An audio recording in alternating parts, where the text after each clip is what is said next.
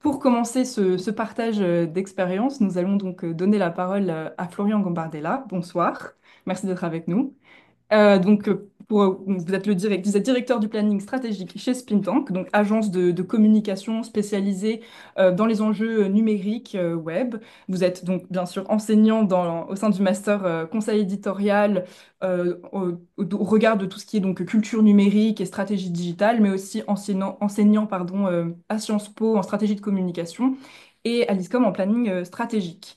Et aujourd'hui, vous allez nous parler donc du moment de crise dans lequel les réseaux sociaux se trouvent aujourd'hui, en explorant du coup les différents enjeux, dilemmes et défis auxquels on fait face dans les réseaux sociaux. Donc, Monsieur Gambardella, selon vous, quelles sont les caractéristiques de cette crise et pouvez-vous nous expliquer quels sont les grands changements qui affectent aujourd'hui les réseaux sociaux et si on peut vraiment donc parler d'exode? Eh bien, oui, déjà, avant tout, merci pour l'invitation, merci pour cette introduction. Alors, oui, vous parliez de crise. Ce que je trouve intéressant, c'est que justement, en fait, ce début 2025, avec ce double événement qui est lié, hein, c'est-à-dire d'un côté l'élection de Donald Trump et de l'autre côté, en complément, l'implication politique active d'Elon Musk, en fait, à la fois sur ses réseaux personnels et bah, au sein, en duo avec Elon Musk, en fait, il constitue en effet un moment de crise. Et souvent, une crise, on peut l'interpréter comme en fait un moment, un point d'inflexion en fait d'une ancienne norme vers une nouvelle, et qui vient accélérer des tendances de long terme qui sont déjà à l'œuvre et qui sont même, si on parle précisément des réseaux sociaux, qui sont peut-être même consubstantiels en fait du réseau social des réseaux sociaux en tant que tel. Je vais y mettre trois temps, peut-être un peu classiquement, un peu universitairement dans la prise de parole. Je dirais un premier moment où en fait je vais montrer que ce moment pour moi c'est un moment intéressant de repolitisation en fait de la présence social média qui paraissait peut-être trop évidente et où enfin on en vient à se reposer pas mal de questions. Justement deuxième temps où on va un peu questionner alors rapidement hein, cette notion d'exode. Peut-être que plus qu'un exode en fait il y a un moment où justement ça pose débat ou ça pose dilemme en fait à la fois pour bah, les utilisateurs, les citoyens et pour bah, les institutions, les marques, les entreprises, les médias, etc. Qu'est-ce que je fais? Et troisième temps, justement, ouvrir sur ce besoin, alors ça c'est plus le professionnel qui parle, de justement retourner, re-questionner qui avaient les évidences de la présence social média, qui avaient des, comment dire, un peu rythmé nos 10 dernières années de métier de professionnel de la communication et des médias et avec une invitation à retourner finalement à la stratégie, quoi. Et retourner, donc plaidoyer pour mon métier, mais au-delà de ça, retourner justement à re-questionner les raisons d'être sur les réseaux. Alors si je viens sur la repolitisation de la présence sociale média, ce que je trouve intéressant, c'est que justement les réseaux sociaux, dans ce contexte de crise, en fait, ils allient des enjeux et ça devient, comment dire, assez prégnant aux yeux de tout le monde, des enjeux à la fois micro et macro. Micro, ce que j'entends par là, c'est que les réseaux sociaux, c'est des lieux de relations du quotidien, des relations intimes, des utilisateurs entre eux. Et pour les marques, en fait, et les institutions, a priori, des enjeux qu'on peut qualifier de privés au sens de relevant, en fait, pas de la sphère publique, etc. Et ça, ils viennent se confronter fortement en fait avec des enjeux macro de nature politique et géopolitique. Si j'explicite un peu ça, je prends un exemple donc de ce que dit David Colomb dans son livre La guerre de l'information. Il montre bien comment, c'est pas le seul, hein, mais comment en fait les plateformes web ont des caractéristiques qui ont permis à des États illibéraux anti-occidentaux de développer des stratégies qu'on a appelées de guerre hybride. Pour aller très vite et pour sélectionner ce qui nous concerne plus, des stratégies qui se basent soit sur, en gros, excusez-moi l'expression, mais la bordélisation du débat public. Concrètement, il est prouvé que à peu près toutes les polémiques en France qui ont agité le débat public ont été soit créées, soit du moins amplifiées par la Russie, hein, depuis la psychose sur les punaises de lit au printemps avant les JO, jusque sur les polémiques justement sur la cérémonie d'ouverture des Jeux Olympiques, on va pas être prêt avant, où c'était vraiment un scandale ensuite, l'attisement des tensions communautaires depuis la reprise de la guerre à Gaza, tout ça en fait, la Russie a joué un rôle de mettre de l'huile sur le feu en tout cas. Donc première option, cette option de labordisation. Deuxième option, bah, l'espionnage pur et simple, hein. Les préoccupations concernant TikTok, par exemple, sont assez prégnantes et aboutissent à l'interdiction de l'utilisation de TikTok sur les portables professionnels des fonctionnaires français, européens, états-uniens, etc. Et à ce titre, le mouvement en fait qui a beaucoup fait parler de lui entre la fin 2024 et début 2025, qu'on a appelé en France, je crois, Hello Kitix. Enfin, je dis je crois parce que je ne sais pas si ça a été aussi dans le reste du monde. Il a interprété, avec ce hashtag en tout cas, je veux dire, il a interprété justement comme un moment, je trouve, intéressant de repolitisation en fait de ce qui paraissait pour acquis. Le réseau social, c'est pas quelque chose de neutre, d'égalitaire. Ce n'est pas à proprement parler d'ailleurs un espace public, hein, c'est pour reprendre un terme d'urbanisme, c'est plutôt un pseudo-espace public, c'est-à-dire possédé par un acteur privé qui applique de manière discrétionnaire en fait ses propres règles et où les gens viennent agir et échanger de manière en fait qui ressemble à des espaces publics, donc mettre en débat, parler, etc. Mais sans maîtriser les règles au même titre qu'un vrai espace public pourrait fonctionner. Et les critiques, pendant des années, ont fonctionné justement sur le fait que ces acteurs privés orientaient la structure des échanges de manière à maximiser leurs revenus publicitaires. Parce que les réseaux sociaux, c'est grosso modo des régies publicitaires. Et que cette orientation avait des conséquences politiques et sociales négatives.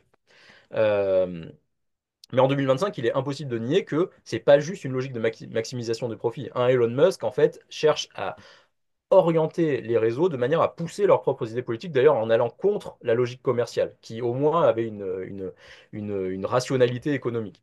Euh, et l'idée, c'est pour lui de pousser explicitement et violemment un modèle politique d'extrême droite, raciste, autoritaire, etc.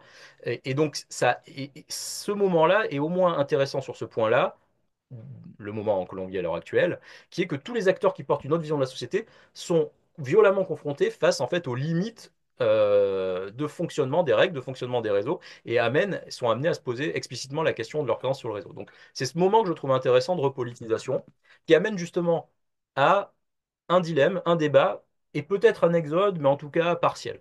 Il n'y a pas de réponse simple justement à que faire face à cette situation de repolitisation forte de la présence sur les réseaux sociaux. Je reprends le dilemme que j'avais exposé justement vendredi 14 mars d'une précédente session.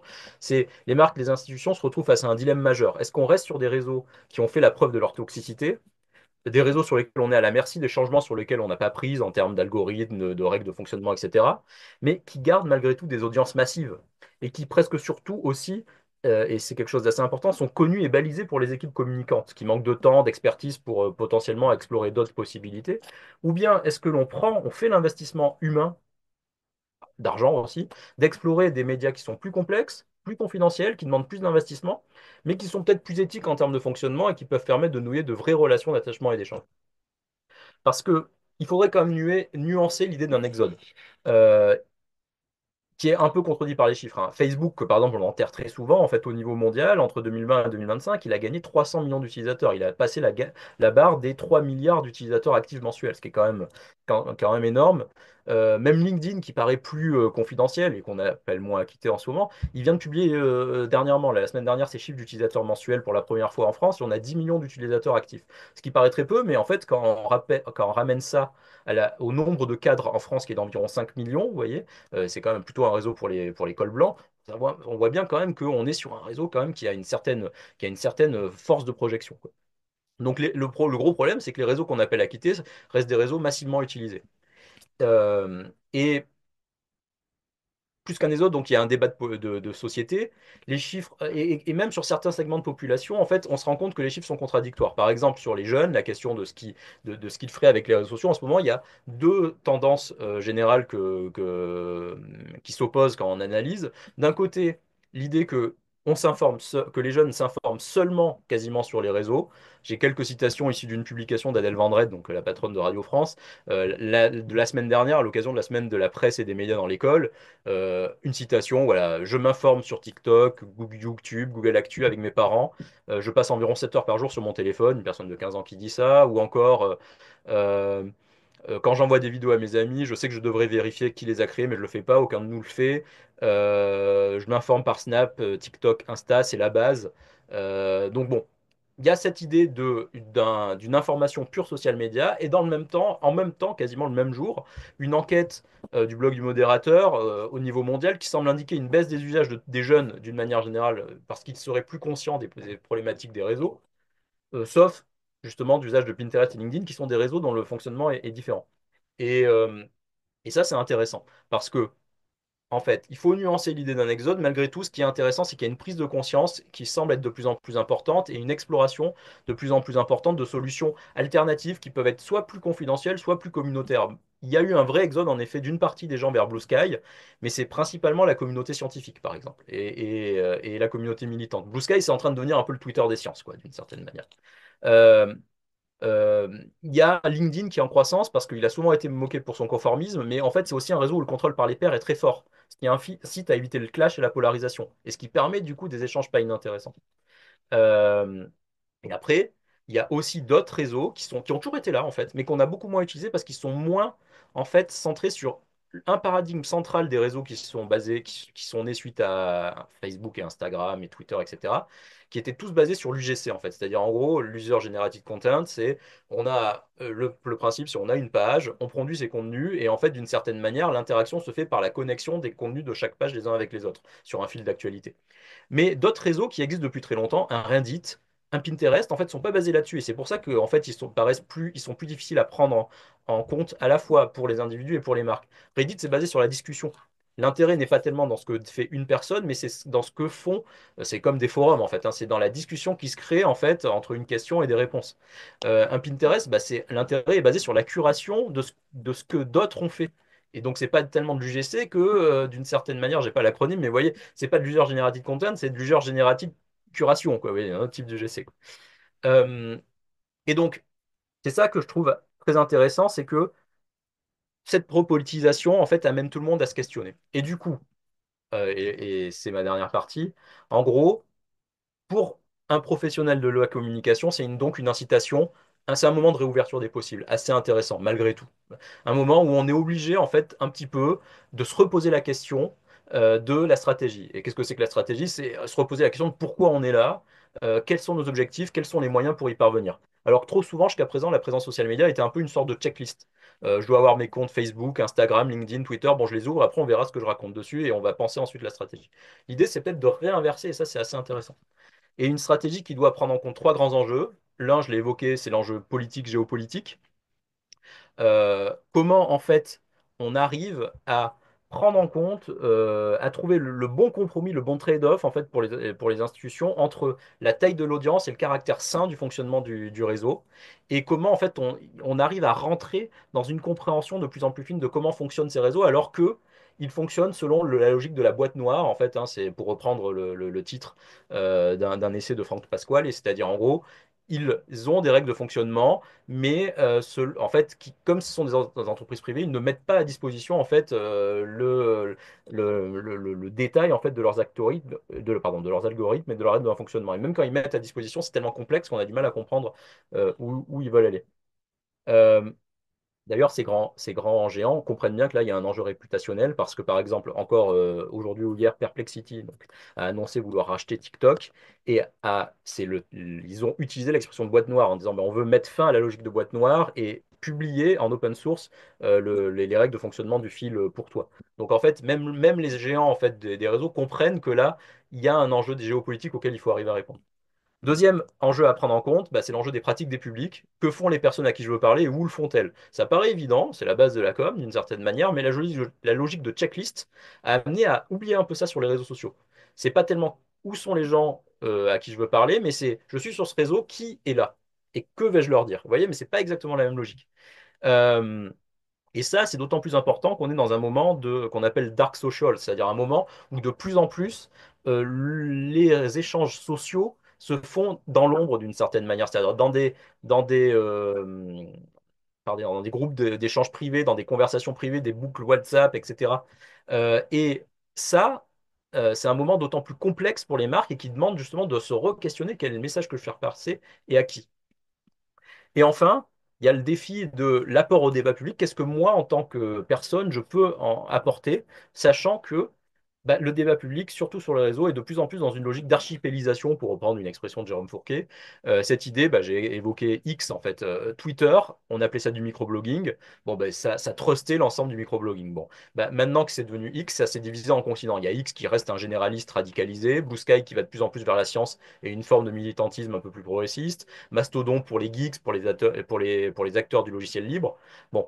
voilà, il y a un mouvement d'archipélisation qui amène justement à se questionner d'autant plus sur où je veux mettre le bois du corps en tant que marque, institution.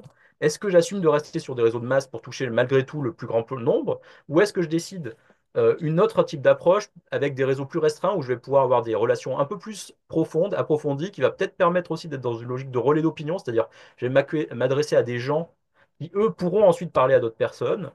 Et ça, ben, c'est un moment où on est obligé de se re-questionner tout ça. Donc, re-questionner l'enjeu géopolitique, re-questionner l'enjeu des pratiques des publics, re-questionner l'apport de ce que moi je veux apporter en fait au réseau sur lequel je vais aller.